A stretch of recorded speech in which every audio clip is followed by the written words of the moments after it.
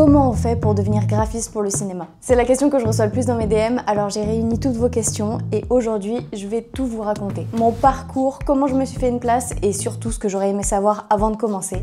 Alors j'espère que ça va vous plaire et c'est parti! La raison pour laquelle j'ai commencé à créer cette chaîne YouTube, c'est que quand j'ai commencé à travailler pour le cinéma et que j'essayais d'expliquer à mes proches en quoi ça consistait, il y a personne qui comprenait vraiment ce que je faisais. En même temps, je pouvais leur dire qu'un jour j'étais en train de créer des fausses cartes d'identité, le lendemain d'imaginer un fast-food et le jour d'après en train de concevoir une équipe de foot. Je suis sûre que même vous, je vous ai perdu.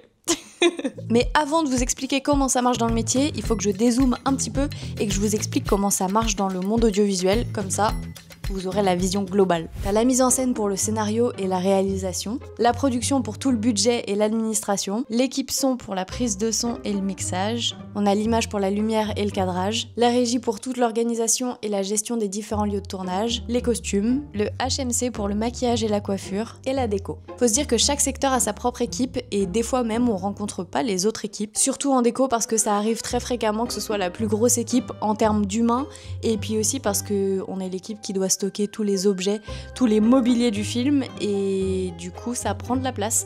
Donc généralement on a un stock dédié qui est plus loin. Maintenant que vous savez ça, on va pouvoir passer au métier de graphiste pour le cinéma. Et la vérité, c'est que c'était tellement méconnu en France que j'ai moi-même traduit graphiste pour le cinéma. Parce qu'en Angleterre ou en Amérique, c'était graphic designer for filmmaking. Le seul problème avec ça, c'est que ça englobe pas les décors de télé ou d'internet ou de publicité. Après, je pourrais appeler ça graphiste pour l'audiovisuel, mais je trouve ça trop moche. Trouvons une dénomination plus jolie. Si graphiste pour le cinéma, c'est pas joli. Mais pour l'instant, j'ai pas d'idée. Bref, c'est un débat parallèle. Parlons du métier. Sur ma chaîne YouTube, j'ai commencé par vous montrer une des facettes du métier qui était les props, la création d'accessoires dans les films.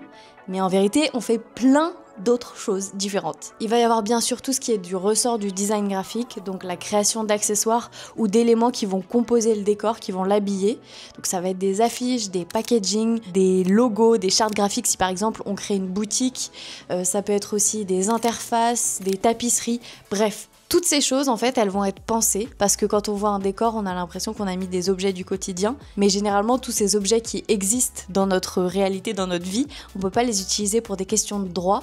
Donc, on va devoir les recréer. Même le plus normal des appartements que vous voyez, s'il y a un canapé convertible de la marque Ikea, ça a une raison et ça explique des choses sur les personnages et sur leur environnement. Et dans tout ça, le graphiste, il a un vrai rôle à jouer parce que son objectif, ça va être de rajouter des détails et d'apporter de la crédibilité et justement du contexte dans tous ces décors-là. Donc c'est un métier hyper important qu'on doit connaître. Vraiment la fan, elle veut vendre son métier. Une autre partie de mon travail qui est très différente consiste à concevoir plutôt les décors en 3D avant de les créer pour de vrai, pour faciliter le tournage. Je sais pas, imaginons rajouter une cloison dans un décor, c'est des choses qui se font. Bref, c'est toujours intéressant de pouvoir le concevoir en 3D à l'avance avant de le créer pour justement voir si c'est faisable, voir à quoi ça va ressembler, avoir une vision tout simplement du décor. Et c'est aussi quelque chose qui sert aux productions pour valider ou non des budgets. S'il y a des choses qui sont très coûteuses, ça permet de valider ou non des choix. D'ailleurs, si vous n'avez pas vu, je vous conseille ma vidéo L'envers des décors d'internet quand j'ai créé le décor pour Amine m'a tué. C'est un vrai cas concret sur comment je travaille sur ce genre de mission. Donc je vous conseille cette vidéo si vous l'avez pas vue. Et la dernière grosse partie de mon travail, je dirais, consiste à bien sûr gérer tout l'administratif. Par ça, j'entends contacter les imprimeurs, voir avec la clearance. La clearance s'occupe de tous les problèmes juridiques qu'on va avoir sur l'utilisation de certaines marques. Ça, c'est un point qui est aussi important et qui prend énormément de temps dans notre travail. Et aussi, bien sûr, il y a les échanges de mails avec les différentes équipes pour valider des graphismes ou non, voir avec là où le chef déco et ensuite voir avec l'équipe de mise en scène si la réalisation accepte ou non ce qui a été choisi. Voilà. Vous avez globalement le métier, si vous ne le connaissez pas. Je pense que j'ai toujours su que je voulais faire un métier créatif. Quand j'étais petite, j'étais hyper attirée par les activités manuelles, par l'art et l'artisanat en général. J'ai d'abord voulu être photographe et puis après directrice de la photo. Mais ce que je me rappelle le plus, c'est que quand j'étais en art plastique, je jouais littéralement ma vie pour les rendus, alors que les 3/4 de la classe, ils étaient en récréation. Donc quand je suis arrivée au lycée, je me suis dirigée vers un bac technologique qui s'appelait STD2A. Je crois que ça s'appelle toujours STD2A. C'est Sciences et technologies du design et des arts appliqués. Et en gros, c'est une version spécialisée dans le design et pas dans les arts plastiques.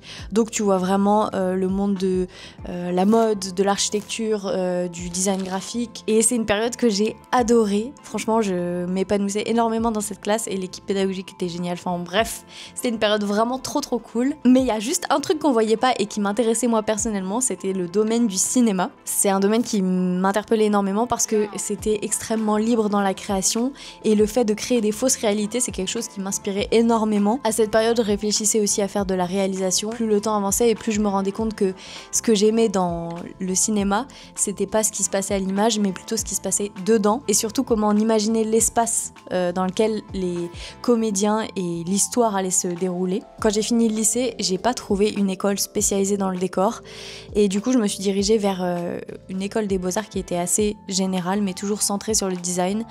Je vous avoue que j'ai pas du tout kiffé cette année-là, c'était pas une bonne année pour moi, ça s'est pas très bien passé, la pédagogie me correspondait pas, donc bref. J'ai pas continué sur cette voie-là, mais l'année suivante, il y a une formation qui ouvrait ses portes dans une école de cinéma qui était à la fois de la scénographie et du design graphique. Donc en gros, tout ce que j'aimais, et en plus c'était dans une école de cinéma, ça me permettait de faire plein de courts-métrages étudiants et de participer à plein de projets et de justement commencer à travailler dans le métier que je voulais faire, parce qu'à cette époque, j'étais du coup plus dirigée vers le décor et surtout être chef déco. C'était une formation qui était géniale, qui était normalement sur 3 ans et malheureusement elle s'est terminée la 2e année parce qu'on était un effectif de 8 personnes, donc c'était pas assez pour tenir la filière. Et là je me suis dirigée vers une école que je n'avais jamais trouvée depuis le début, qui était une école spécialisée dans la scénographie. Tu pouvais étudier l'architecture d'intérieur, la scénographie théâtre, scénographie d'exposition et surtout le décor de cinéma. Donc du coup je suis allée là-bas en équivalence en 3e année et j'ai fini jusqu'à mon bac plus 5 là-bas mes études, et j'ai passé 3 diplômes, scénographie d'exposition, scénographie théâtre et décor de cinéma. Et là vous allez vous dire mais en fait elle est pas graphiste, elle est scénographe cette madame, et elle nous dit qu'elle est graphiste depuis le début. Mais en vérité oui. Mais en fait, j'avais étudié le graphisme dans mon école d'avant, et en fait, si la formation n'avait pas fermé, j'aurais pu avoir mon diplôme, je pense, normalement. Donc en fait, j'avais les capacités pour, et aujourd'hui, ce que je fais, c'est d'être graphiste, mais du coup, j'ai jamais eu le diplôme, c'est vrai. D'ailleurs, je réfléchis à vous faire une vidéo sur ce que j'ai pu apprendre pendant mes études, et ce qui a vraiment besoin de passer par des écoles pour faire notre métier. Si c'est quelque chose qui vous intéresse que je vous fasse cette vidéo, n'hésitez pas à me le dire dans les commentaires, et c'est quelque chose que je prévoirai pour les mois prochains parce qu'il y a des choses à dire sur ce sujet. Donc si on récapitule, j'ai fait plusieurs écoles, 3 écoles différentes, une spécialisée dans l'art, une sur le graphisme particulièrement parce que c'était plus axé là-dessus, et une sur la scénographie. Mais à l'époque, je sais toujours pas que le métier de graphiste pour le cinéma existe. En fait, ça va être quand je fais mon premier stage que je vais avoir la révélation. Mon premier stage, je le fais donc dans ma dernière école, en 3e année, il me semble, et je tombe dans une équipe déco dans laquelle normalement je dois juste assister la chef déco et son premier assistant, et en fait, je vois le bureau à côté de moi qui est le bureau de la graphiste. Et juste, je passe tout mon stage à rêver de faire ce qu'elle est en train de faire. Je me rappelle, à l'époque, elle faisait des paquets de médicaments, enfin des packaging de médicaments. Et j'étais là en mode, mais oui, c'est ça que je veux faire. Laissez-moi faire des packaging de médicaments. Ça peut paraître totalement fou quand on y pense, mais bon bref, c'était vraiment mon rêve, je trouvais ça trop chouette. Sauf que revirement de situation, je fais un 2e stage cette même année, et là je tombe dans une équipe déco qui est spécialisée dans les décors de YouTube, et là c'est notre révélation. Je me rends compte que je veux travailler pour ce milieu parce que je me reconnais beaucoup plus dans l'ADN, les codes, les équipes, enfin vraiment, je sens que c'est plus ma vibe quoi. Sauf qu'à l'époque, c'était il y a 4-5 ans, le métier de graphiste dans ce domaine-là, il était absolument pas développé. C'est à peine si les décors, ils étaient en train de se développer, les équipes déco dans ce genre de production. Donc faut se dire que j'espérais qu'un jour, il y ait un monde où les graphistes puissent faire des choses pour ce milieu-là, mais c'était quelque chose qui n'était même pas envisageable à cette époque-là. Et du coup, après mes études, tout s'est très très vite enchaîné. J'ai été sur un premier film dans lequel j'étais graphiste, et là c'était vraiment mon rêve, ça s'est super bien passé, l'équipe était géniale, et en plus c'était un film d'époque, donc je me suis vraiment épanouie sur ce projet. Le seul truc, c'est qu'à la fin de ce projet, je me retrouve avec le stress de devoir trouver d'autres projets. Et c'est la question du réseau. Pour le coup, quand tu commences, c'est difficile de te frayer une petite place et surtout que les gens se rappellent de toi. Donc tu passes par de nombreuses heures de démarchage. Et moi, je me rappelle que c'est quelque chose qui m'a extrêmement stressée parce que personne ne m'attendait, quoi. Donc du coup, trouver du travail à chaque projet, c'est quelque chose qui me faisait extrêmement peur. Et pendant cette longue période où je cherchais, je pense une période de 2 mois, il y a un jour où il y a une équipe pour laquelle j'avais postulé pour un stage qui m'a appelée et qui travaillait pour les décors de YouTube et qui cherchait une graphiste. Donc, la boucle était bouclée et j'étais enfin arrivée à ce que finalement je voulais le plus.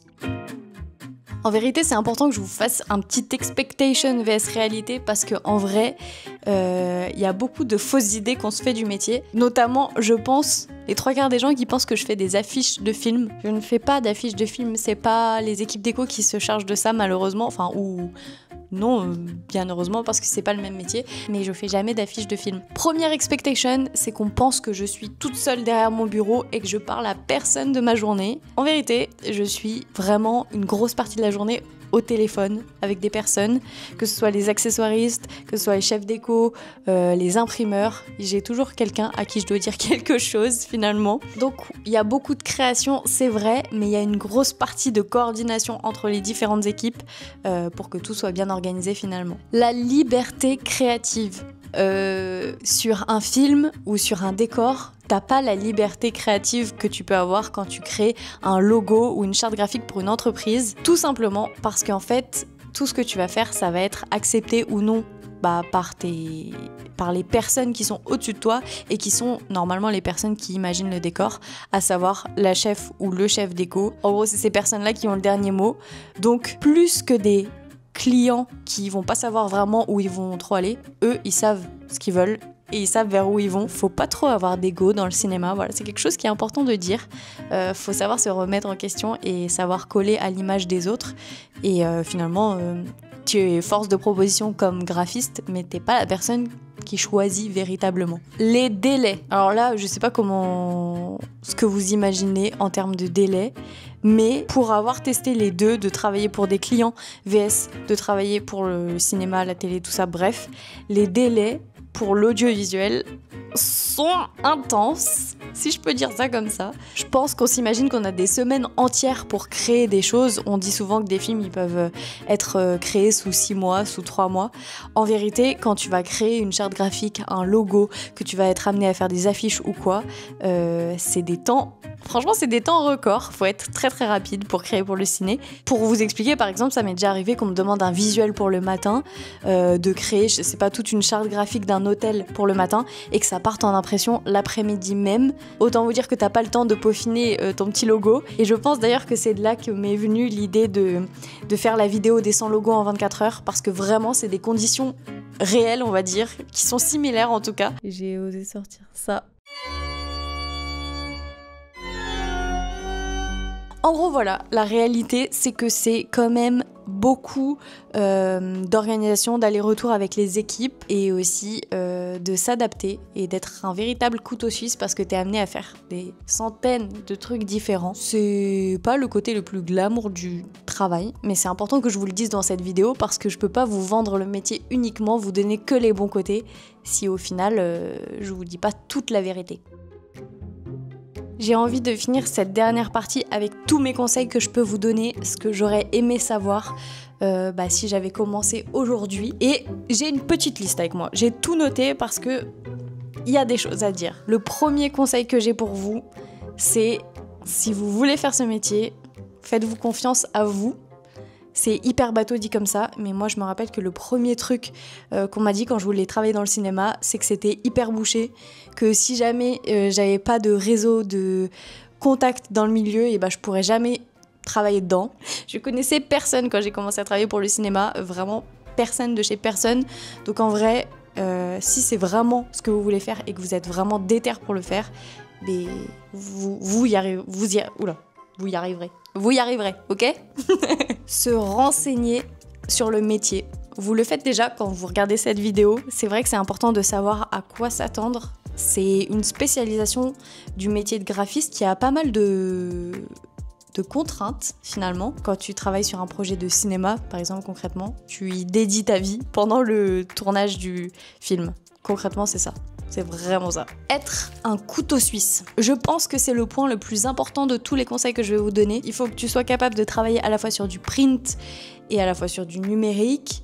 Que tu sois capable de créer des packaging en volume, donc ça veut dire de gérer la découpe, le collage. Tu peux travailler sur du microscopique, du tout petit, et 2 secondes après travailler sur des affiches qui font 4x3 pour le métro. Autre conseil, bien se vendre. C'est important parce que il y a énormément de personnes qui maintenant veulent faire ce métier parce que c'est quelque chose qui se démocratise de plus en plus et c'est un petit milieu, le cinéma. Donc, bien te vendre.